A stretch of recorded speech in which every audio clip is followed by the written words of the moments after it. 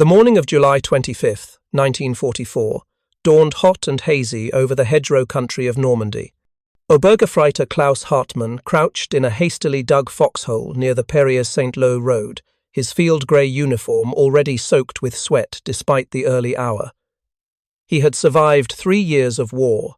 He had endured the endless steppes of Russia, where winter could kill as efficiently as any bullet. He had heard the distinctive wail of Stalin's organ, those terrifying Katyusha rockets that screamed across the sky before saturating entire grid squares with high explosive. But nothing in his experience on the Eastern Front had prepared him for what was about to happen. At 0700 hours, the first wave arrived. Not tanks, not infantry, aircraft. Hundreds of them, their engines creating a thunder that seemed to shake the very earth beneath his feet. American fighter bombers, Thunderbolts and Lightnings, swept in low over the hedgerows. Behind them came the heavy bombers, Flying Fortresses, and Liberators, their bomb bays already open. Hartmann pressed himself deeper into the earth. He had learned to recognize the sound of different weapons, the sharp crack of artillery, the metallic rattle of machine gun fire, the deep crump of conventional high-explosive bombs. But when the first canisters began tumbling from the bomb bays, they made a different sound altogether. A whooshing, tumbling sound. And then came the fire.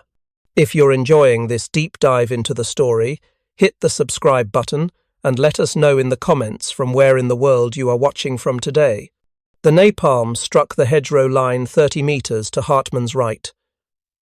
He watched as the jellied gasoline exploded outward in a wave of flame that defied every natural law of combustion he understood. Regular fire burned upward. This fire spread horizontally, clinging to everything it touched, the thick Norman hedgerows that had provided such excellent cover against tanks and infantry now became death traps. The fire didn't simply burn over the vegetation, it baked through it, turning each defensive position into an oven. The screaming started almost immediately. Men in positions Hartmann knew were deep, well-constructed foxholes began emerging, their uniforms on fire. Some rolled on the ground, trying to extinguish flames that would not go out. Others simply ran, human torches fleeing toward the German rear. A few made it no more than a few steps before collapsing. This was different from the Katyusha barrages. Those were terrible, certainly. The howl of incoming rockets, the saturation effect of multiple impacts across a wide area, the random chance of survival that depended entirely on whether your particular square meter of earth received a direct hit. But the Katyushas killed quickly. You were there, and then you were not. The napalm was something else entirely. It killed slowly, it killed visibly, and it killed in a way that bypassed every defensive measure German doctrine had developed over 3 years of brutal warfare. Hartmann's squad leader, Unteroffizier Meyer, had fought at Stalingrad. He had survived the pocket. He had escaped the vast Soviet encirclements. In that moment, crouched in the Norman hedgerow with napalm turning the landscape into hell itself, Meyer said something Hartmann never forgot. His voice, usually so steady, carried an edge of something close to panic. I would rather face 10 Katyusha barrages than 5 more minutes of this. To understand why a veteran of the Eastern Front would make such a statement, it is necessary to understand what the Katyusha represented in German military experience. The BM-13 launcher, first deployed in combat in July 1941 near Orsha in Belarus, had earned its fearsome reputation through sheer destructive capacity. A battery of 4 launchers could deliver 4.35 tons of high explosive across an impact zone of 400,000 square meters in 7 to 10 seconds. German soldiers immediately recognized its effectiveness and its terror. The psychological impact was considerable. The rockets made a distinctive howling sound during flight, a noise that German troops compared to a church organ. They nicknamed it the Stalin orgel, Stalin's organ, a name that captured both the weapon's appearance, with its multiple launch rails arranged like organ pipes, and the terrible symphony it produced. That howl became one of the signature sounds of the Eastern Front, as recognizable and fear-inducing as the drone of Stuka dive bombers had been in the early war years. German infantry developed extensive doctrine for surviving Katyusha attacks. The weapons were inaccurate, effective for area saturation rather than precision strikes. German defensive positions became more dispersed.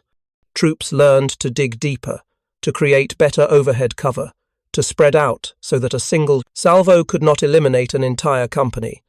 Most importantly, they learned that the Katyusha barrage, while devastating, was finite. The launchers required significant time to reload. After the storm passed, there would be casualties to collect, positions to reman, and the grinding infantry battle to continue. Veterans of the Eastern Front carried this knowledge westward when they were transferred to defend against the anticipated Allied invasion. They brought with them hard-won experience of Soviet weapons and Soviet tactics.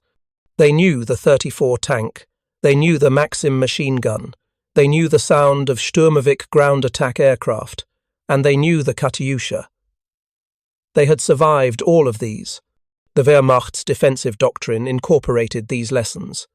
The army that dug in along the Atlantic Wall and behind the Norman hedgerows believed itself experienced, battle-hardened, capable of weathering whatever the Americans and British could deliver.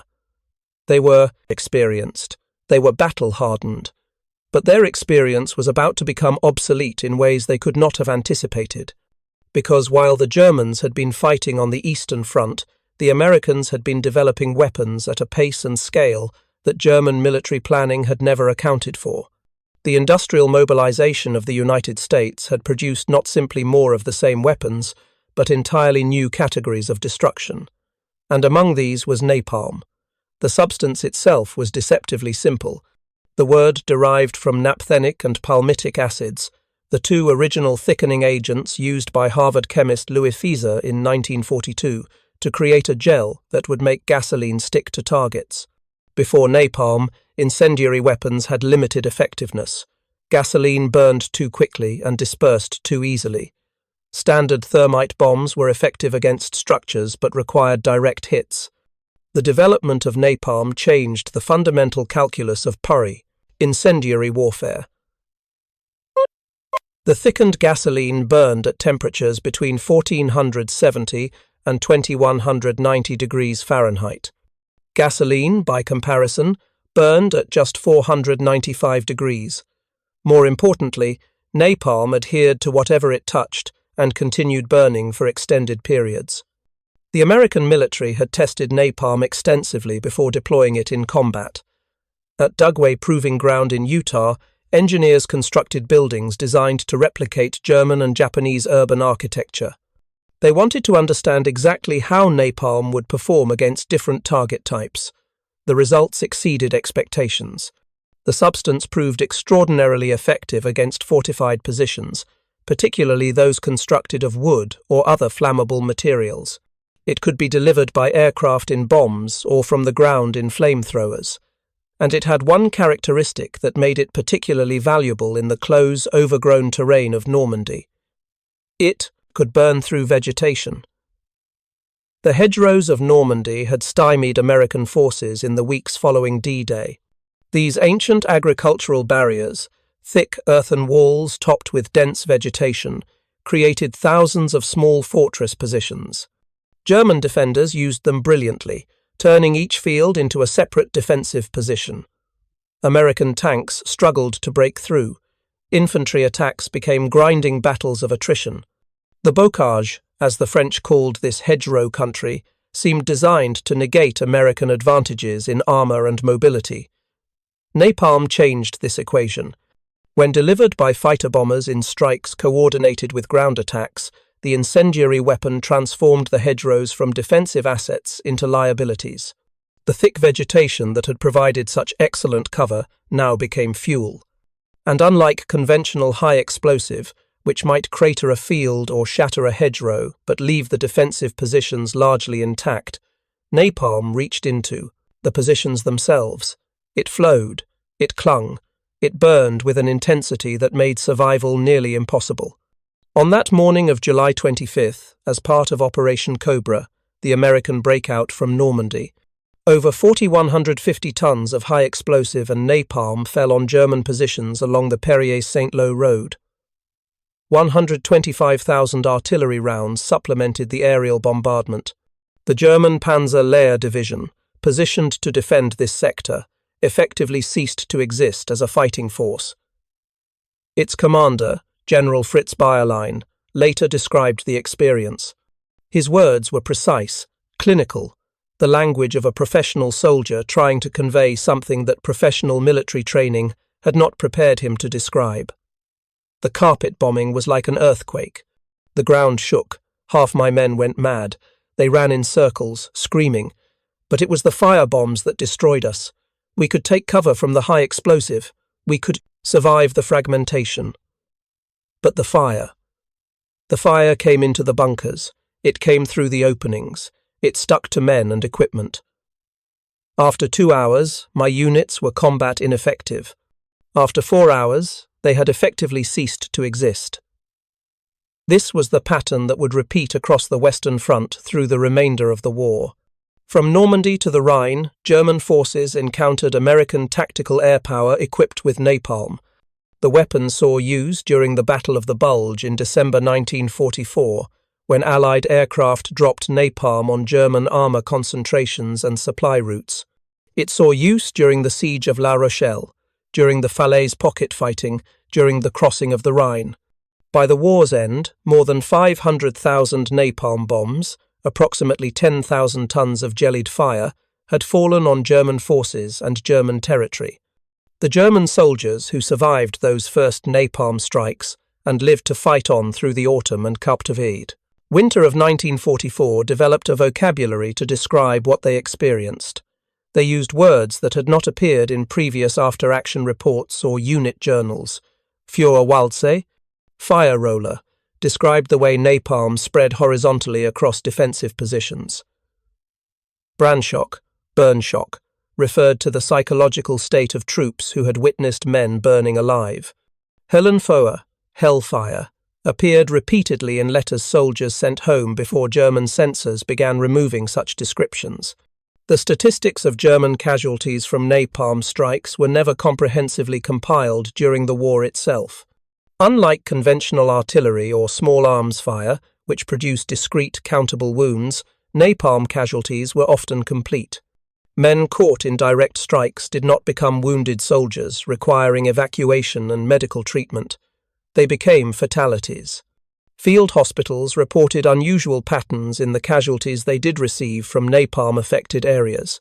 Severe burns, certainly, but also cases of asphyxiation, heat stroke, and what modern medicine would recognize as acute stress reactions. The weapon attacked not just bodies, but the fundamental sense of security that infantry combat required. Obergefreiter Hartmann's unit, remnants of the 352nd Infantry Division, withdrew from Normandy having lost 70% of its effective strength. The division journal, preserved in German military archives, lists casualties by corps. Artillery fire accounted for 32%, small arms and tank fire, 28%, air attack, 18%. Within that final category, a subcategory appears, Brandwaffen, incendiary weapons, responsible for 41% of air attack casualties. The journal's author, the division operations officer, added a marginal note that was not official but revealing nonetheless. Traditional defensive positions provide no protection against American fire weapons. New, tactical, doctrine required. That new doctrine never adequately developed. The Wehrmacht in the West spent the remainder of 1944 in continuous retreat, fighting, delaying actions, trying to establish defensive lines that American firepower would then systematically destroy. German military planning had accounted for material disadvantages. They understood the Americans possessed more tanks, more artillery, more ammunition. The answer had always been superior tactics, better training, more efficient use of resources. But napalm presented a problem that tactical sophistication could not solve. How does one defend a position that becomes uninhabitable the moment the enemy chooses to make it so? The contrast with Soviet weapons systems became a recurring theme in German unit journals and soldier letters from this period. References to the Katyusha appeared frequently, almost always in comparative contexts. A report from the 116th Panzer Division in September 1944 noted, Soviet rocket artillery produces high casualties through saturation effect, but allows for defensive countermeasures through dispersion and overhead cover. American incendiary weapons negate defensive construction and produce casualties even in properly prepared positions. A more visceral comparison appeared in a letter from Unteroffizier Wilhelm Becker, serving with Panzergrenadier Regiment 9. The letter, intercepted by American Signals Intelligence, was translated and filed in intelligence reports that have since been declassified. Becker wrote to his wife, "You asked about Russia and whether the fighting here in France is worse. In Russia we feared the Stalin organs. The sound they made was terrible and the explosions were terrible. But if you survived the barrage, you survived. Here the Americans drop fire from the sky and there is no surviving once it starts. The fire does not stop. It burns through the earth itself. I watch good men, soldiers who never broke in two, years of fighting, lose their minds when they see the fire coming, and I understand why. If you find this story engaging, please take a moment to subscribe and enable notifications. It helps us continue producing in-depth content like this. This psychological dimension was precisely what German military intelligence had failed to anticipate. Wehrmacht psychological operations units, the Propagandatruppen, had extensive experience managing soldier morale on the Eastern Front. They understood the impact of heavy casualties. They understood how to maintain fighting spirit in the face of material disadvantage. They had developed sophisticated methods for sustaining unit cohesion, even during catastrophic defeats like Stalingrad. But those methods assumed that soldiers, however badly equipped or outnumbered, still operated within a framework where survival remained possible through skill and luck. Napalm disrupted that framework fundamentally. It introduced an element of helplessness that was qualitatively different from conventional weapons. A soldier in a foxhole during an artillery barrage might survive if the shells landed to either side. A soldier in a bunker during a tank attack might survive if the armor-piercing rounds failed to penetrate. But a soldier in a defensive position struck by napalm had no technical countermeasure available. The fire found you. The fire came into the position. The fire burned regardless of overhead cover or depth of excavation or quality of construction. Survival became a matter of not being in the impact zone when the weapon arrived, and the only way to guarantee that was to not be in defensive positions at all. This realization spread through German units on the Western Front during the late summer and autumn of 1944. It contributed to a phenomenon that German High Command found increasingly difficult to explain. Surrender rates increased dramatically. Between D-Day and October 17th, 610,541 German soldiers surrendered to Western Allied forces.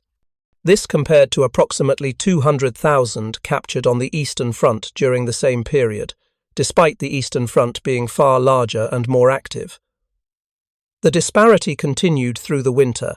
By the end of April 1945, 2.8 million German soldiers had surrendered to American and British forces, compared to roughly 800,000 to Soviet forces in the final months.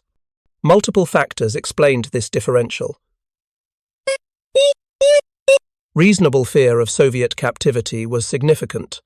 Many German soldiers believed, not without justification, that surrender to the Russians meant death or years in labor camps. Surrender to the Americans or British seemed to offer better prospects. But interviews with German prisoners of war, conducted by Allied intelligence services and preserved in military archives, reveal another consistent theme. They feared American weapons in ways they did not fear Soviet weapons. And among American weapons, incendiary munitions produced a specific, visceral fear that conventional arms did not. A representative interrogation report from November 1944, involving prisoners from the 275th Infantry Division captured near Aachen, included this exchange. The interrogator was a U.S. Army captain. The prisoner was an Obergefreiter who had served on both fronts. Q. You were transferred from the Eastern Front. How do the two fronts compare? A. In Russia we fought soldiers. Here we fight machines and fire. Q. Explain what you mean by fire. A. Your aircraft drop fire bombs. The fire burns everything.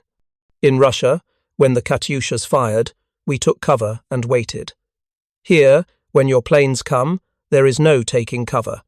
The fire comes into the earth. Q. Did this affect your decision to surrender? A. I surrendered because continued fighting was suicide.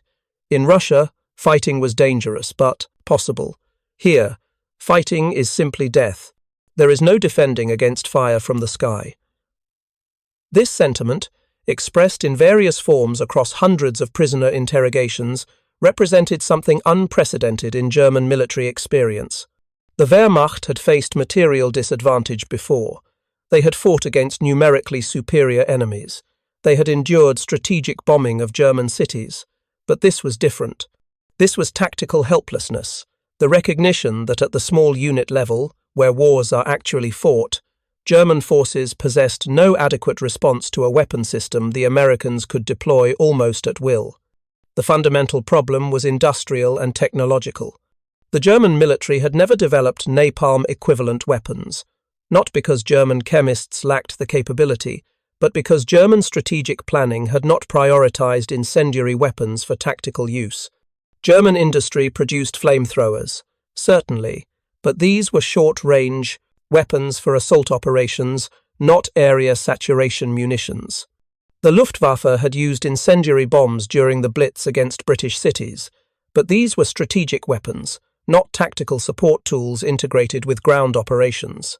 The Wehrmacht simply had no equivalent to American tactical air power armed with napalm, and by 1944, Germany lacked the industrial capacity to develop one. American production of napalm represented industrial mobilization at a scale German planning had never adequately recognized. The substance itself was relatively simple to manufacture. The thickening agents could be produced in any chemical plant with basic organic chemistry capabilities. The United States had dozens of such facilities. By 1944, American industry produced napalm in bulk quantities, shipping it to Europe in powdered form, where it was mixed with gasoline immediately before use. The logistics were straightforward. The supply was effectively unlimited. Consider the mathematics. A single M69 napalm bomb weighed 6 pounds and contained jellied gasoline sufficient to cover 2,500 square yards when deployed properly. American production during 1944 and 1945 totaled several million such bombs. The 8th Air Force alone, operating from bases in Britain, dropped tens of thousands of tons of incendiaries on German targets. The 9th Air Force, providing tactical support to ground forces, dropped comparable amounts.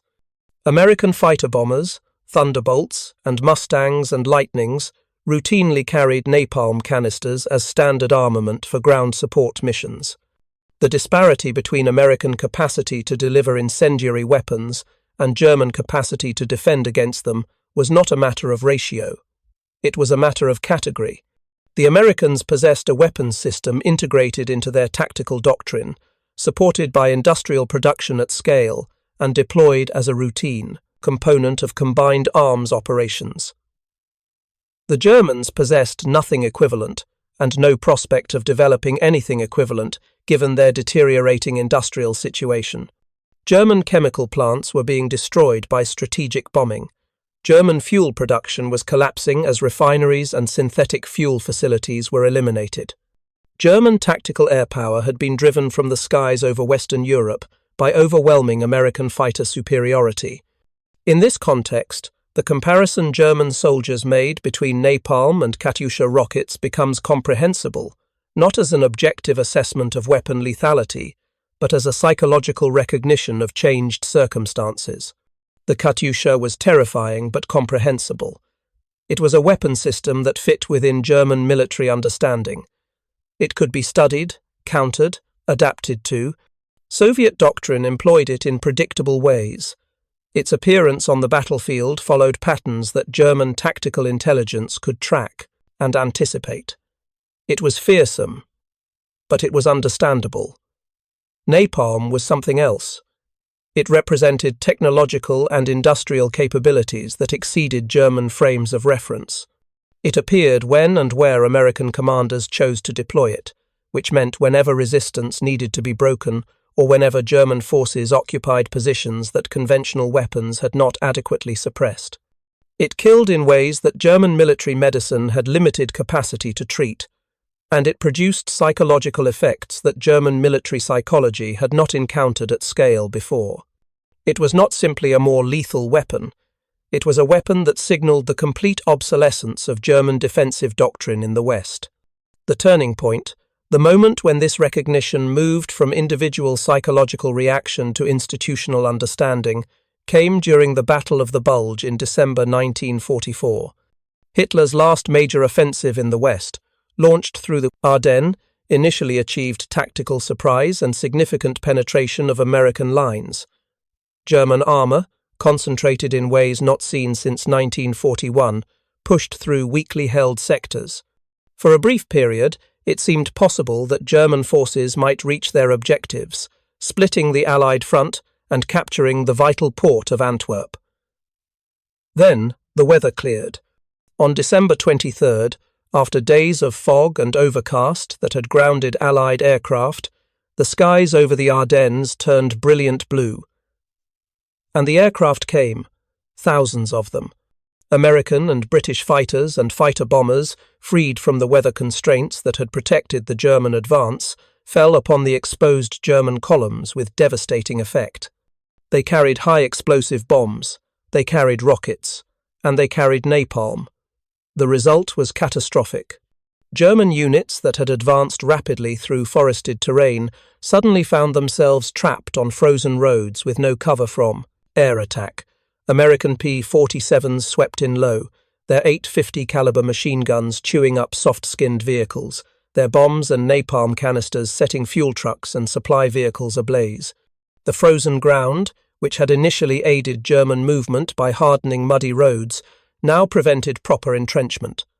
Foxholes could not be dug into earth frozen solid. The forests, which had provided concealment during the initial advance, became obstacles during retreat. General-Lieutenant Fritz Bayerlein, whose Panzer Lehr division had been reconstituted after its destruction in Normandy, experienced the same weapon that had shattered his command 6 months earlier. His division war diary, preserved in German military archives, records losses on December 24th alone. 31 tanks destroyed, 54 half-tracks and trucks burned, estimated casualties exceeding 600 men. The entry's final line reads, "Air attack with incendiary weapons made continued offensive operations impossible. Units withdrew to defensive positions. But there were no defensive positions, not against this kind of attack." German forces in the Bulge found themselves subject to the same helplessness that their counterparts in Normandy had experienced. The weapons that had made them effective on the Eastern Front, the tactical proficiency that had sustained them through years of war, meant nothing against an enemy who could deliver fire from the sky at will. By early January 1945, the German offensive had collapsed. American forces had not simply stopped the advance, they had systematically destroyed German capacity to maintain offensive operations through application of overwhelming air power. The psychological impact on German soldiers was profound and lasting. A report from OB West, the Wehrmacht's Western Command, dated January 8, 1945, noted, "Troop morale significantly degraded following Ardennes offensive. Soldiers report feelings of helplessness against enemy air superiority and incendiary weapons. Units transferred from Eastern Front demonstrate lower combat effectiveness in West than previous performance suggests they should possess. Assessment indicates soldiers fear Western Allied weapons, particularly aircraft-delivered incendiaries, more than Soviet weapons, including massed artillery." This was the collision of belief with reality, the moment when German military confidence, built on 3 years of successful Eastern Front operations, encountered the full industrial and technological superiority of American warfare. The soldiers who made the comparison between napalm and Katyushas were not making a technical assessment of weapon lethality.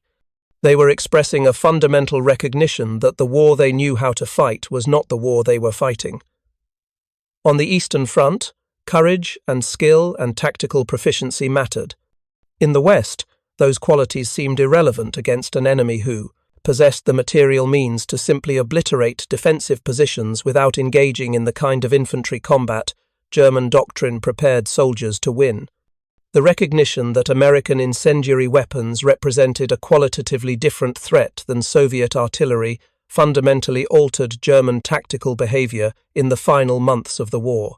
This shift manifested in ways both obvious and subtle. Units transferred from the Eastern Front to the West demonstrated measurably lower combat effectiveness than their previous records suggested they should possess. Desertion rates increased dramatically. Surrender rates, already high, accelerated further, as German soldiers concluded that continued resistance in the West served no purpose beyond prolonging inevitable death. The numbers tell part of the story. Between January and April 1945, approximately 1.5 million German soldiers surrendered to Western Allied forces. This compared to roughly 800,000 captured by Soviet forces during the same period, despite the Eastern Front encompassing far more territory and far more combat divisions. German units facing the Red Army continued fighting with desperate intensity, conducting tactical withdrawals, establishing defensive lines, contesting every kilometre of territory. German units facing American and British forces increasingly simply stopped fighting. The reasons were complex, certainly. Fear of Soviet captivity was real and justified. German propaganda had spent years emphasizing the brutality soldiers could expect if captured by the Red Army. And while this propaganda was exaggerated, it was not entirely fabricated. Soviet treatment of German prisoners ranged from harsh to lethal. German soldiers knew this. They knew that surrender in the East meant, at best, years of imprisonment in Siberian labor camps. Many chose to fight on rather than face that fate. But interviews with German prisoners taken by Western Allied forces reveal another consistent pattern. They did not surrender primarily because they believed American or British captivity would be pleasant. They surrendered because they believed continued fighting against Western Allied forces was pointless. The weapons disparity was too great. The tactical situation was too hopeless. The psychological toll of facing napalm and massed tactical air power had broken something fundamental in their willingness to continue. A representative account comes from Hauptmann Erich Schneider, captured near Remagen in March 1945. Schneider had commanded a company in the 952nd Grenadier Regiment. He had served on the Eastern Front from 1941 through 1944, participating in the siege of Leningrad, the retreat from Ukraine, and defensive operations in Belorussia. His service record indicated 5 wound badges, an Iron Cross First Class, and multiple commendations for tactical proficiency. He was, by any measure, an experienced and capable officer. His interrogation report, preserved in U.S. Army intelligence archives, is remarkably candid. Asked why he surrendered rather than continuing to resist, Schneider replied, "In Russia, we knew how to fight. We understood Soviet tactics. We knew their weapons. When Katyushas fired, we took cover. When their tanks attacked, we had Panzerfausts. When their infantry advanced, we fought them. Here, your aircraft come, and there is no fighting them. The firebombs fall, and there is no defending against them. I lost half my company in 2 air attacks, not in battle, not in combat where soldiers fight soldiers, just burning. Men burning in positions they could not leave. I will not order soldiers to die that way. I surrendered because the war here cannot be fought by soldiers. It can only be endured until you decide we have suffered enough." This sentiment, expressed in various forms across thousands of prisoner interrogations, represented a fundamental shift in German military psychology. The Wehrmacht had endured catastrophic defeats before. They had lost entire armies at Stalingrad and in Tunisia. They had suffered strategic reversals that cost hundreds of thousands of casualties. But they had continued fighting, sustained by belief that tactical proficiency and soldier quality could compensate for material disadvantages. The Western Front in 1945 destroyed that belief, not through a single catastrophic defeat, but through accumulated recognition that the war Americans were fighting was simply different. The long-term consequences extended well beyond the immediate military situation. The German officers and soldiers who survived the war and returned home carried with them a specific understanding of American military power that would influence post-war German thinking about warfare and international relations. They had experienced firsthand the capabilities of a fully mobilized industrial economy focused on military production. They had seen what happened when a nation possessed both the technological sophistication to develop advanced weapons systems and the industrial capacity to deploy those systems at scale. This understanding shaped post-war German military doctrine in ways both obvious and subtle. When West Germany re-established armed forces in the 1950s as part of NATO, German military planning accepted certain fundamental premises that would have seemed unthinkable to Wehrmacht commanders of the 1940s. German forces would never again attempt to fight a major war through tactical superiority, compensating for material inferiority. German defense planning would prioritize integration with allies, particularly the United States, who possessed the industrial and technological capabilities that modern warfare required. German military education emphasized combined arms operations, joint force coordination, and the absolute necessity of air superiority in any future conflict. These were lessons learned not from studying American military doctrine in abstract terms, but from experiencing American military power at the receiving end. The officers who rebuilt the Bundeswehr, the Federal Defense Force, were in many cases veterans of the Western Front. They remembered what napalm did to defensive positions. They remembered what it felt like to be unable to defend against weapons delivered from the air. They remembered the psychological impact of facing an enemy who possessed capabilities that seemed to render conventional defensive tactics obsolete. And they structured their new military accordingly, accepting that future German forces would fight as part of an alliance system rather than as an independent military power. The contrast with Soviet military thinking is instructive. The Red Army emerged from World War II with a very different set of lessons. Soviet forces had defeated the Wehrmacht through massive application of artillery, armor, and infantry in operations of unprecedented scale. Soviet casualties were staggering, but Soviet victory was total. Post-war Soviet military doctrine emphasized massed firepower, deep operations, and the application of overwhelming force. The Katyusha rocket system that had terrorized German soldiers on the Eastern Front became the template for decades of Soviet multiple rocket launcher development. Soviet military planning accepted high casualties as inevitable in modern warfare and structured forces accordingly. American military thinking, shaped by very different wartime experiences, evolved along different lines. The United States emerged from World War II, having demonstrated that industrial capacity, technological superiority, and firepower could substitute for the kind of mass casualties that characterized Eastern Front operations.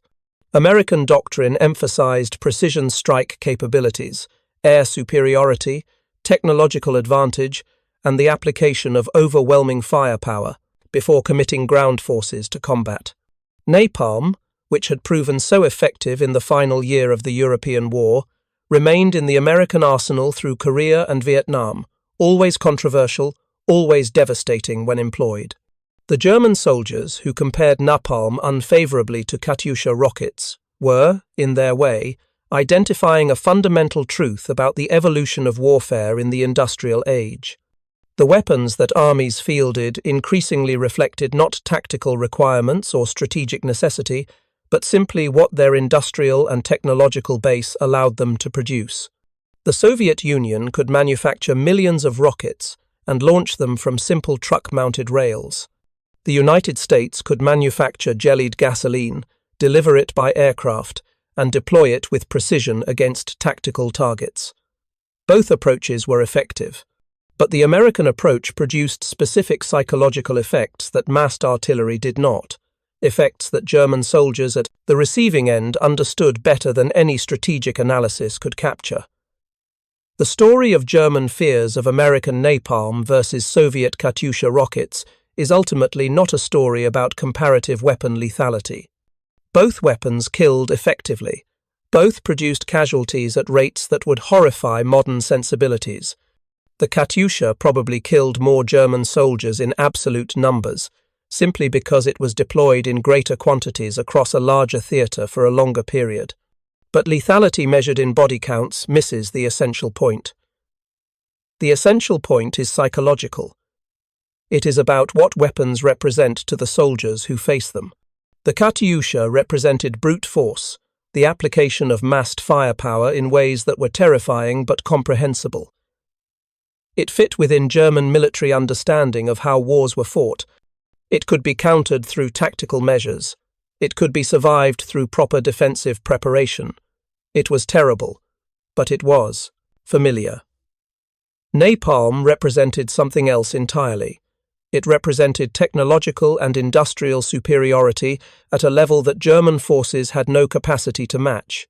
It produced casualties that could not be prevented through tactical skill or defensive construction.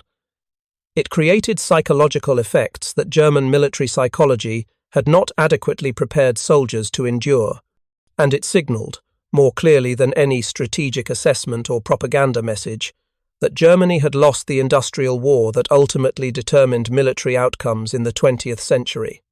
Obergefreiter Klaus Hartmann survived the war. He surrendered to American forces in the Ruhr Pocket in April 1945. His unit, reduced to less than 20% of authorized strength, simply stopped fighting when American forces surrounded their position. The unit war diary's final entry, written by Hartmann himself after the company commander had fled, reads, "No ammunition, no fuel, no orders. American aircraft overhead.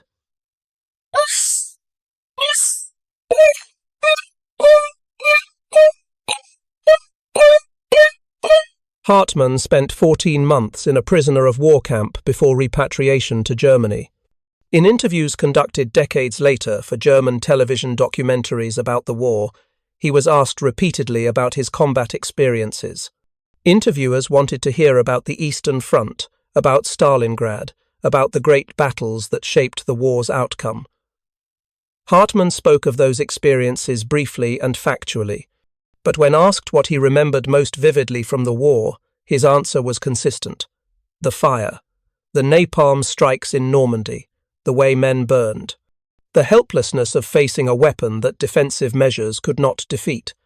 In one interview, conducted in 1987, when Hartmann was 68 years old, he was asked directly about the comparison between Eastern and Western Front combat. His response captures something essential about the soldier's experience of industrial warfare. People ask which front was worse. In Russia, we fought an enemy we understood. They had more men, more tanks, more artillery, but we knew how to fight them. We knew that skill and courage mattered. In France, against the Americans, skill did not matter, courage did not matter. They simply burned everything, and we could do nothing about it. That is worse than any battle, to know that nothing you do makes any difference.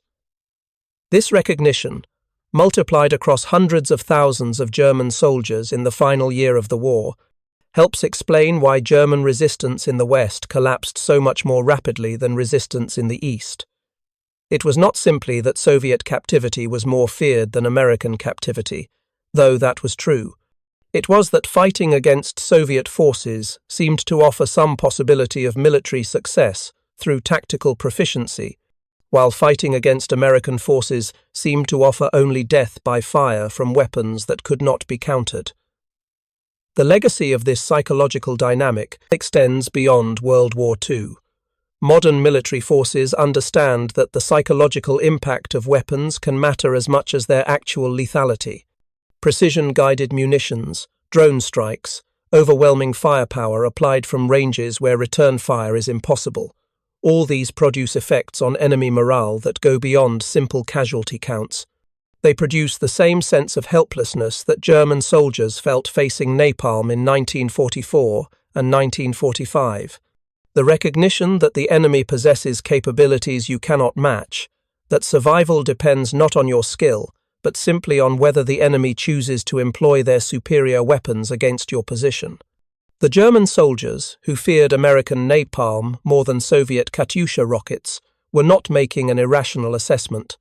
They were recognizing a fundamental truth about industrial warfare, that technological and material superiority, when applied systematically and at scale, can render traditional military virtues irrelevant.